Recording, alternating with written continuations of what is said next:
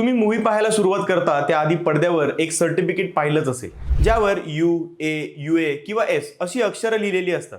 त्यांचा अर्थ काय असतो आणि हे प्रमाणपत्र नेमकं कशासाठी असतं हे तुम्हाला माहिती आहे का? सांगतो. केंद्रीय चित्रपट प्रमाण मंडळ म्हणजे central board of film certification CBFC कडून दिलं जाणारं हे प्रमाणपत्र प्रेक्षकांना चित्रपटाच्या योग्यतेबद्दलची माहिती देतं.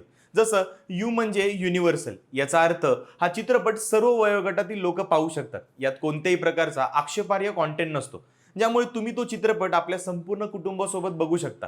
त्यानंतर येतं UA म्हणजेच युनिव्हर्सल विथ पॅरेंटल गाईडलाईन्स. याचा अर्थ हा चित्रपट 12 वर्षाखालील मुलांनी हा त्यांच्या पालकांसोबतच पाहणं अपेक्षित आहे. यात कमी हिंसा किंवा प्रौढांना समजतील अशा संकल्पना असू शकतात. त्यानंतर येतो A म्हणजेच अडल्ट. याचा अर्थ त्याच्या नावातच आहे, फक्त 18 वर्षांवरील प्रौढ व्यक्तीच हा चित्रपट पाहू शकतात. याच्यामध्ये तीव्र हिंसा, अश्लील भाषा किंवा लैंगिक दृश्य असू शकतात, ज्यामुळे तो लहान मुलांसाठी अजिबातच योग्य नसतो. याच्यानंतर येतो S म्हणजेच स्पेशल.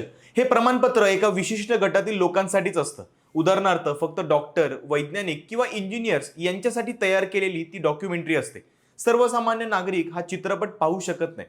चित्रपटाच्या सुरुवातीलाच ही माहिती प्रमाणपत्रावर असण्याचं कारण म्हणजे त्यामुळे तुम्हाला तुमच्या कुटुंबासाठी आणि स्वतःसाठी योग्य तो चित्रपट निवडायला मदत व्हावी. तुम्ही ही अक्षरं पाहिली असतीलच, पण त्यांच्या अर्थानुसार चित्रपट निवडून पाहिलेत का कधी?